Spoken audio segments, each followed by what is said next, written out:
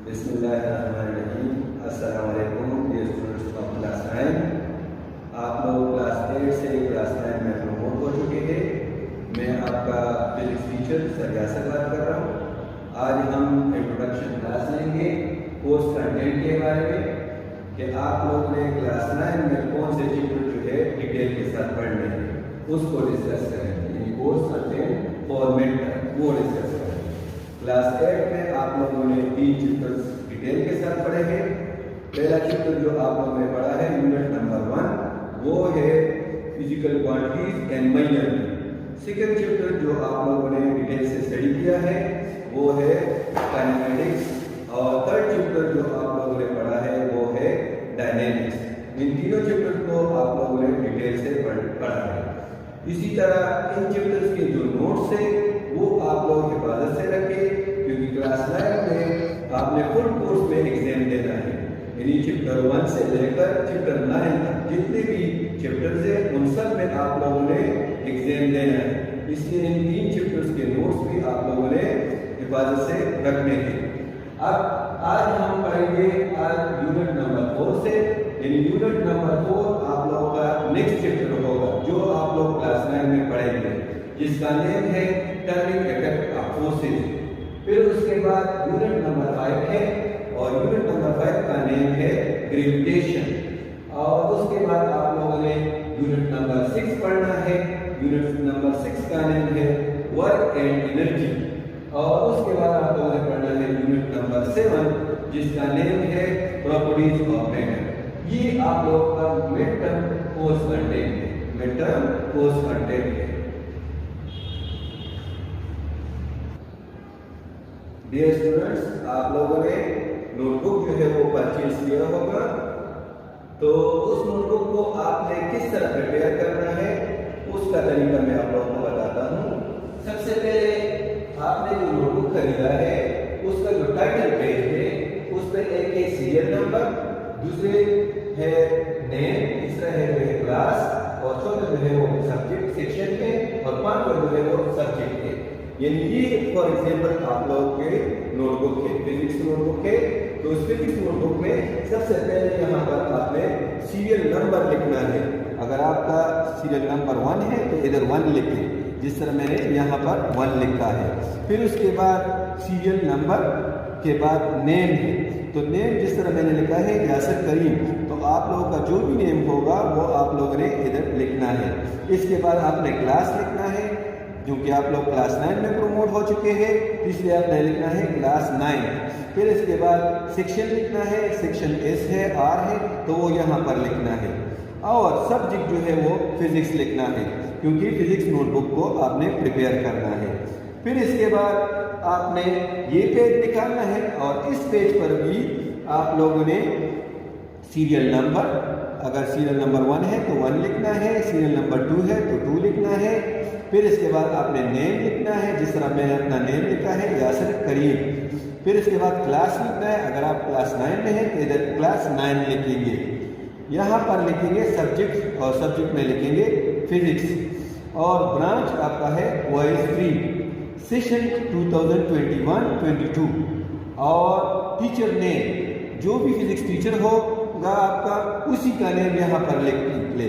For example अगर मैं आपका फिजिक्स टीचर हूँ तो आप लिख देंगे सर यासर करीम। यहाँ पर आप लोग लिखे मिड टर्म, क्योंकि ये मिड टर्म नोटबुक है और फाइनल टर्म के लिए आप लोग दूसरा। अच्छा बेटा, अब आप लोग कोर्स कंटेंट को किस तरह पेज पे लिखोगे?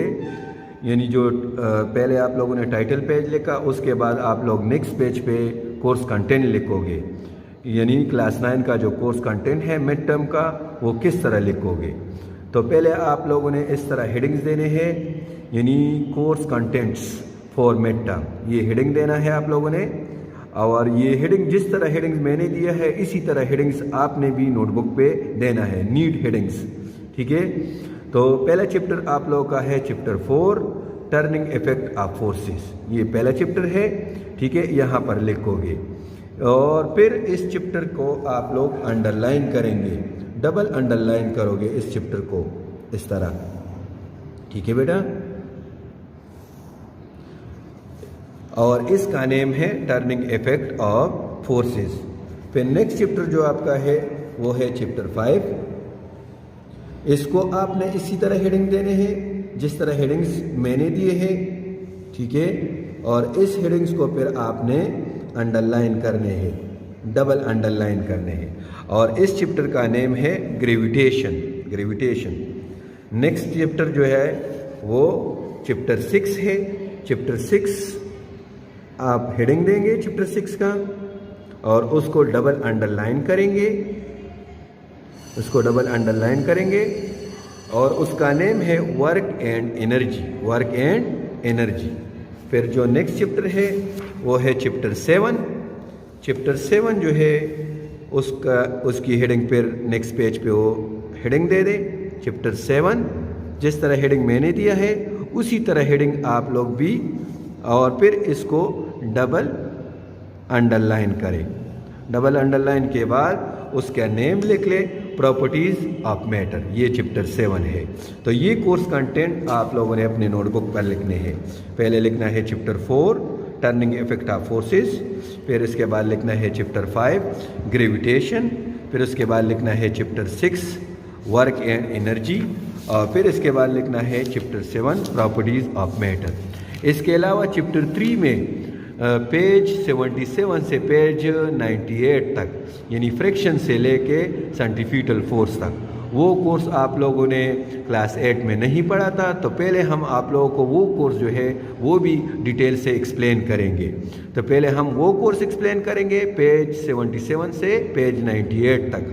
फिर उसके बाद आप लोगों ने चैप्टर 4 जो है स्टार्ट करना है, turning effect of forces, chapter 5 gravitation, chapter 6 work and energy, और chapter 7 properties of matter. Dear students, अब आप लोगों को मैं चैप्टर 4 का टाइटल पेज रेडी करता हूँ। आप लोग भी इसी तरह लिख के, फॉर एग्जांपल मैं लिखता हूँ चैप्टर का नेम, चैप्टर, जिस तरह हेडिंग्स मैं देता हूँ उसी तरह हेडिंग्स आप लोगों ने भी नोटबुक में देने हैं, यानी चैप्टर 4 इसी तरह हेडिंग्स आप लोगों ने भी लिखने हैं। जो चैप्टर आप लोगों ने स्टार्ट करना है उसका टाइटल पेज, फिर उसके बाद इसका नेम लिखना है। इसका नेम है turning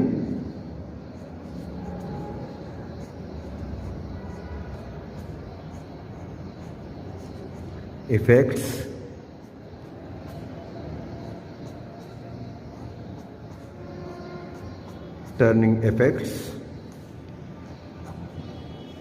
of forces, turning effect of forces, ठीक है। फिर इसके बाद आप लोगों ने इसके मार्जिन लाइन ड्रा कर लें, मार्जिन लाइन्स,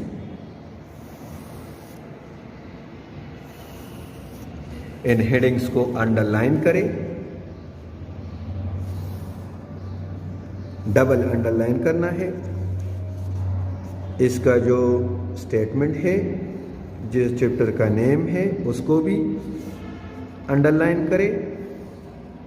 फिर इसके बाद इस चैप्टर 4 को आप लोग ब्लॉक में बंद करें, क्योंकि ये चैप्टर का टाइटल है, इसी का स्टार्ट आपने लेना है। तो इसको ब्लॉक में बंद करें, इस तरह ब्लॉक में इसको बंद करें।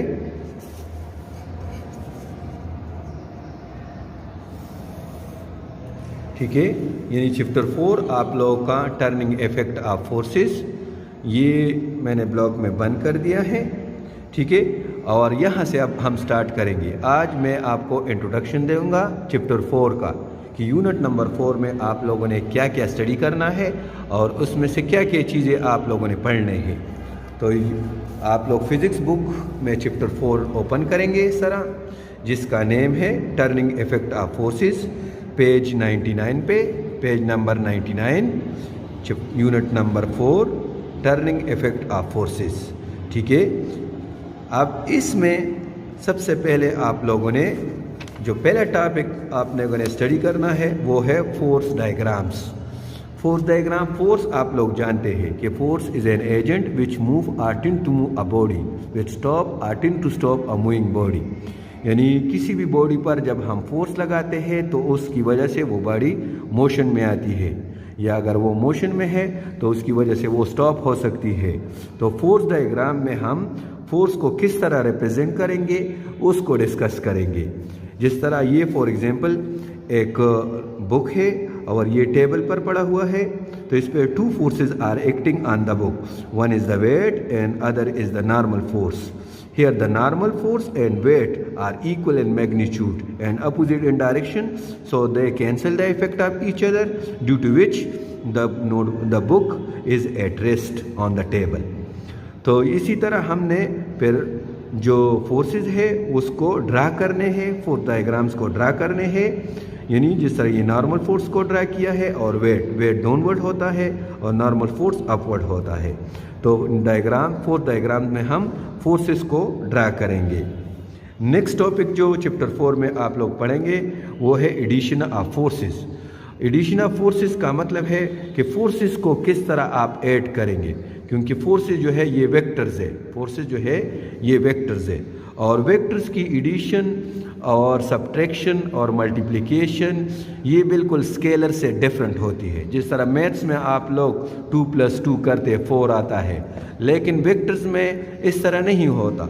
वेक्टर्स में फोर्सेस को ऐड करने का दूसरा तरीका है, ठीक है, क्योंकि इसके मैग्नीट्यूड के साथ साथ डायरेक्शन भी होता है, इसलिए वेक्टर्स को ऐड करना डिफरेंट है। एडिशन ऑफ फोर्सेस में the process of obtaining a single force which produce the same effect as produce by a number of forces acting together.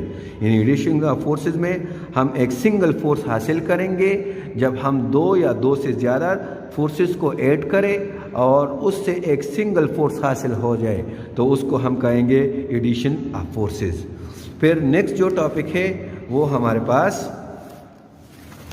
यानी रिजोल्यूशन ऑफ फोर्सेस है। एडिशन ऑफ फोर्सेस में आपने force को add किया है, यानी बहुत ज़्यादा फोर्सेस को 2 और मोर देन 2 फोर्सेस को ऐड करके एक सिंगल फोर्स हासिल किया है। और रिजोल्यूशन ऑफ फोर्सेस में एक सिंगल फोर्स को उसके कंपोनेंट्स में डिवाइड करना। एक सिंगल फोर्स को उसके कंपोनेंट्स में किस तरह डिवाइड करते हैं, इसको कहते हैं रिजोल्यूशन ऑफ फोर्सेस। रिजोल्यूशन का मतलब है डिवाइड करना, यानी the process of splitting a force vector into 2 or more force vectors is called resolution of forces. यानी एक सिंगल फोर्स को स्प्लिट करना 2 या 2 से ज़्यादा वेक्टर्स में, तो इसको कहते हैं resolution of forces. The force vectors are obtain so called components. अब जो एक सिंगल फोर्स से जो कंपोनेंट्स हासिल हो जाते हैं, जो पार्ट्स हासिल हो जाते हैं, उसको कहते हैं कंपोनेंट्स। तो इसमें हम एक सिंगल फोर्स को उसके कंपोनेंट्स में डिवाइड करेंगे रिजोल्यूशन ऑफ फोर्सेस में। जिस तरह ये हमारे पास एक सिंगल फोर्स F है इस फिगर में, और इसके 2 हिस्से बन गए Fx और Fy, या यहाँ पर ये वो रिजल्टेंट फोर्स है और इसके 2 हिस्से बन गए 2 components Fx and Fy। Fx का मतलब है हॉरिजेंटल कंपोनेंट, Fy का मतलब है वर्टिकल कंपोनेंट। फिर इसके बाद नेक्स्ट जो टॉपिक है वो है रोटेशनल मोशन, कि जब कोई बॉडी रोटेट करता है तो इसकी इक्विलिब्रियम को हम डिस्कस करेंगे, इसकी एक्सिस ऑफ रोटेशन को डिस्कस करेंगे। इसकी क्या ये रिजिड बॉडी है, रिजिड ऑब्जेक्ट है, रिजिड का मतलब सख्त ऑब्जेक्ट्स, यानी जिसके पार्ट जो है वो फिक्स हो, डिस्टॉर्ट ना हो। जब हम इस पर फोर्स लगाए और उसकी जो शेप ना बिगड़े तो हम इसको फिर रिजिड कहते हैं। फिर जो नेक्स्ट टॉपिक है वो है centre of mass. Centre of mass में आप लोगों ने यानी किसी भी मास का जो सेंटर है, सेंट्रल पॉइंट है, वो डिस्कस करना है। जिस तरह ये हमारे पास इस फिगर में ये सेंटर ऑफ मास है, ये भी सेंटर ऑफ मास है, ये भी सेंटर ऑफ मास है। तो सेंटर ऑफ मास के इर्द गिर्द कोई बॉडी रोटेट होता है, तो इसको डिस्कस करेंगे किस में, चैप्टर 4 में। यानी सेंटर ऑफ मास की डिफिनीशन को देख लें। The centre of mass of the body is the point about which a mass is equally distributed in all direction. यानी वो पॉइंट जिसके इर्द गिर्द तमाम जितना भी मास है इक्वली डिस्ट्रीब्यूट हो तमाम डायरेक्शंस में, तो उस पॉइंट को हम कहेंगे सेंटर ऑफ मास। जिसके लेफ्ट राइट दोनों साइड्स पर इक्वल मास हो, तो उस पॉइंट को हम कहेंगे सेंटर ऑफ मास। फिर इसके बाद हम डिस्कस करेंगे नेक्स्ट टॉपिक, वो है हमारे पास टॉर्क और मोमेंट ऑफ फोर्स। टॉर्क और मोमेंट ऑफ फोर्स। टॉर्क का मतलब है टर्निंग इफेक्ट ऑफ फोर्सेस, कि जब कि हम किसी बॉडी पर फोर्स लगाते हैं तो वो रोटेट होता है, इसको टॉर्क या मोमेंट ऑफ फोर्स कहते हैं। दोनों नेम है, दोनों नेम ले सकते हैं, मोमेंट ऑफ फोर्स भी कह सकते हैं और टॉर्क भी कह सकते हैं। फॉर एग्जांपल एक डोर है और उस पर हम फोर्स लगाए और वो एक्सिस ऑफ रोटेशन के इर्द गिर्द घूमता है, तो इस टर्निंग को कहते हैं टॉर्क। कि यहाँ पर हमने एक फोर्स लगाया तो और ये डिस्टेंस, ये एक्सिस ऑफ रोटेशन से लेकर जहाँ तक हम फोर्स लगाते हैं इस जगह ये डिस्टेंस, ये मोमेंट आर्म कहलाता है। तो force multiply by moment arm, ये हमारे पास टॉर्क कहलाता है। तो नेक्स्ट जो टॉपिक है वो हमारे पास टॉर्क है, और टॉर्क में हम टर्निंग इफेक्ट को डिस्कस करेंगे कि किस तरह एक फोर्स लगाने से कोई बॉडी रोटेट होता है। फिर नेक्स्ट इसके बाद है हमारे पास कपल। कपल का मतलब है two equal and opposite forces. Two equal and opposite forces, कि आप दो इक्वल और अपोजिट फोर्सेस की जो ऑब्जेक्ट पर लगाए तो इसको कहते हैं कपल। जिस तरह आप लोग स्टीयरिंग पर यानी गाड़ी का जो स्टीयरिंग होता है उस पर दो इक्वल एंड अपोजिट फोर्सेस लगाते हैं, तो टू इक्वल और अपोजिट फोर्सेस इसको कपल कहते हैं। तो इसको स्टडी करेंगे। नेक्स्ट टॉपिक आप लोगों का है इक्विलिब्रियम। इक्विलिब्रियम का मतलब है तवाज़ुन, यानी द स्टेट ऑफ रेस्ट और uniform velocity of a body is called equilibrium. अगर कोई बॉडी जो है वो रेस्ट में है या यूनिफॉर्म वेलोसिटी में है तो उसको इक्विलिब्रियम कहा जाता है। ये तो उसमें एक्सेलरेशन ज़ीरो होगा। जिस बॉडी में भी एक्सेलरेशन ज़ीरो होगा तो इसका मतलब ये होगा कि वो इक्विलिब्रियम में है। एक्सेलरेशन आप लोगों ने क्लास 8 में पढ़ा है कि वेलोसिटी में अगर चेंज आ रहे, अगर उसका स्पीड इंक्रीज़ हो रहे या स्पीड डिक्रीज़ हो रहे या डायरेक्शन चेंज हो रहे, तो ऐसे बॉडी को हम कहते हैं एक्सेलरेटेड बॉडी, यानी इसमें ये एक्सेलरेशन में है। तो अगर एक्सेलरेशन ज़ीरो है तो इसका मतलब ये है कि वेलोसिटी में चेंज नहीं आ रहा, या तो बॉडी रेस्ट में होगा या बॉडी जो है वो यूनिफॉर्म वेलोसिटी में होगा, तो इसको इक्विलिब्रियम कहते हैं। तो नेक्स्ट जो टॉपिक है वो है इक्विलिब्रियम। फिर कोई बॉडी जो है रेस्ट में आता है या यूनिफॉर्म वेलोसिटी में आता है, तो इसके लिए कंडीशन होते हैं कि ये क्यों रेस्ट में है या ये क्यों यूनिफॉर्म वेलोसिटी में है। तो इसके लिए दो कंडीशन नेसेसरी होते हैं। अगर ये दो कंडीशन कम्प्लीटली सेटिस्फाई हो जाए तो इसका मतलब है ये बॉडी जो है वो कम्प्लीटली इक्विलिब्रियम में होगा।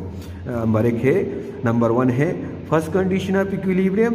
उसमें क्या है, sum of all forces acting on a body is zero, then the body will be in equilibrium. अगर किसी बॉडी पर तमाम फोर्सेस ज़ीरो हो जाए तो वो बॉडी जो है वो इक्विलिब्रियम में होगा। और दूसरा जो है वो सेकंड कंडीशन ऑफ इक्विलिब्रियम है। सेकंड कंडीशन ऑफ इक्विलिब्रियम में हम क्या पढ़ेंगे, sum of all torques acting on a body is zero, then the body will be in equilibrium.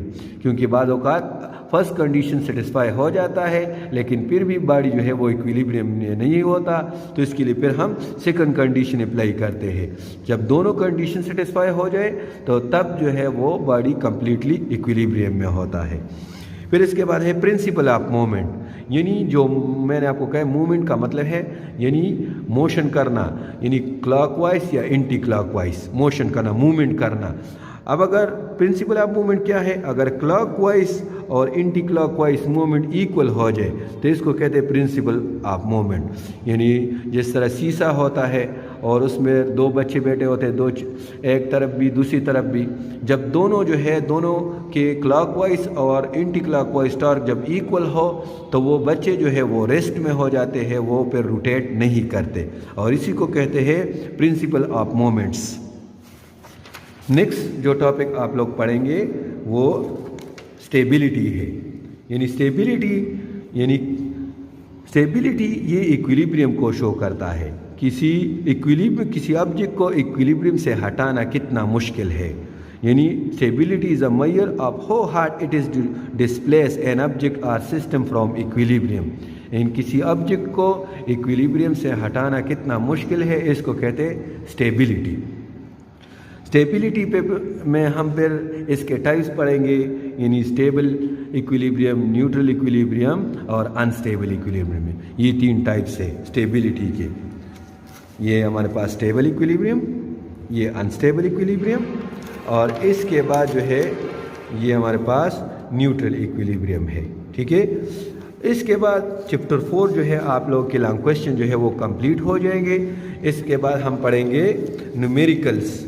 Numericals में हमने क्या स्टडी करना है? न्यूमेरिकल्स, यानी जो टॉर्क का फार्मूला है, यानी torque is equal to force multiply moment arm. तो उसमें हम फोर्स और मोमेंट आर्म की वैल्यू पुट करेंगे और उससे टॉर्क आ जाएगा। तो इस न्यूमेरिकल्स को हम सॉल्व करेंगे। ये याद रखिए, होम टास्क जो आप लोगों का है क्लास 9 का, यानी चैप्टर 3 के 3 न्यूमेरिकल्स आप लोगों ने किए हैं, 1, 2 और 3, और उसके बाद जो 4, 5, 6, 7 है वो आप लोगों ने नहीं किए। तो इससे पहले हम आप लोगों को ऑनलाइन क्लास में वो टॉपिक्स पढ़ाएंगे और वो न्यूमेरिकल आप लोगों ने नीट नोटबुक में लिखने हैं, क्योंकि नोटबुक का तरीका मैंने आपको बताया। ठीक है, तो पहले वो आप लोगों ने चैप्टर 3 के जो न्यूमेरिकल्स हैं वो नीट नोटबुक में लिखना है। उसका given data, required formula plus solution और रिज़ल्ट, ये चारों चीज़ें आपने लिखने हैं। इसी तरह जो असाइनमेंट्स है आप लोगों ने 3.6 तक एग्जाम्पल और असाइनमेंट जो है वो किए हैं, और 3.7, 3.8 और 3.9 ये 3 एग्जाम्पल्स और इसके असाइनमेंट्स आप लोगों ने नहीं किए, इसलिए ये भी मैंने आप लोगों को होम टास्क में दिए हैं। तो इसको भी आपने नीट नोटबुक में करने हैं। इसके बाद आप लोगों ने चैप्टर 5 स्टार्ट करना है, यूनिट नंबर 5। यूनिट नंबर 5 का नेम है ग्रेविटेशन। अब ग्रेविटेशन में आप लोगों ने ग्रेविटी के बारे पढ़ना है, और ये बहुत इंटरेस्टिंग चैप्टर है। यानी जिस तरह न्यूटन ने का जो है वो बैठा था गार्डन में और एप्पल जो है वो गिरा, तो उसने कहा कि ये एप्पल जो है वो अर्थ पे क्यों गिरा, दूसरी जगह पर ऊपर क्यों नहीं गया। तो इसका आंसर उसने फिर लॉ ऑफ यूनिवर्सल ग्रेविटेशन में दिया। लॉ ऑफ यूनिवर्सल ग्रेविटेशन में आप लोग, ये पहला टॉपिक है आप लोगों का, और इसमें आप लोग पढ़ेंगे कि हर 2 बॉडीज़ के दरमियान फोर्स ऑफ अट्रैक्शन होता है। यानी दुनिया में, इस यूनिवर्स में ऐसे कोई बॉडी नहीं है जो एक दूसरे को अट्रैक्ट नहीं कर रही, यानी हर एक बॉडी दूसरी बॉडी को अट्रैक्ट करती है। यानी इस यूनिवर्स में हर एक बॉडी दूसरी बॉडी को अट्रैक्ट करती है। फिर इसके बाद आप लोगों ने मास ऑफ अर्थ जो है वो पढ़ना है। नेक्स्ट टॉपिक आप लोगों का है मास ऑफ अर्थ, यानी अर्थ का मास किस तरह मालूम करेंगे। यानी अर्थ का मास मालूम करेंगे लॉ ऑफ यूनिवर्सल ग्रेविटेशन से। और मास ऑफ अर्थ ये याद रखिए, ये 6 × 10⁻24 kg है, और इसको हम डिराइव करेंगे।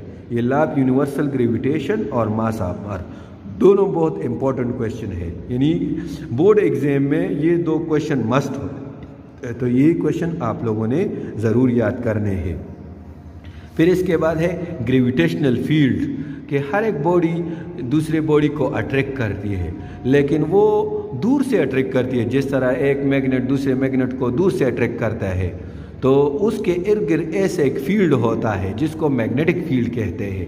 इसी तरह हर एक बॉडी के इर्द गिर्द एक फील्ड होता है, उस फील्ड में वो अट्रैक्ट करता है, और उस फील्ड को कहते हैं ग्रेविटेशनल फील्ड। जिस तरह अर्थ का फील्ड जो है ये स्पेस तक है, अगर स्पेस तक कोई भी ऑब्जेक्ट जो है अर्थ में हो तो वो अर्थ की तरफ गिरते, यानी अर्थ उसको अट्रैक्ट करते और अर्थ की तरफ गिरते।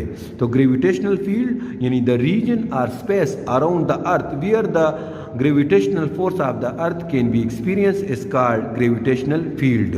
तो अर्थ के इर्द गिर्द जो फील्ड है वो ग्रेविटेशनल फील्ड कहलाता है। अच्छा बेटा, ये याद रखिए कि आप लोगों ने नोटबुक को बहुत नीट तरीके से प्रिपेयर करना है। जिस तरीके से मैंने आपको सिलेबस का कहा है उसी तरह सिलेबस आप लोगों ने लिखना है, कोर्स कंटेंट लिखना है।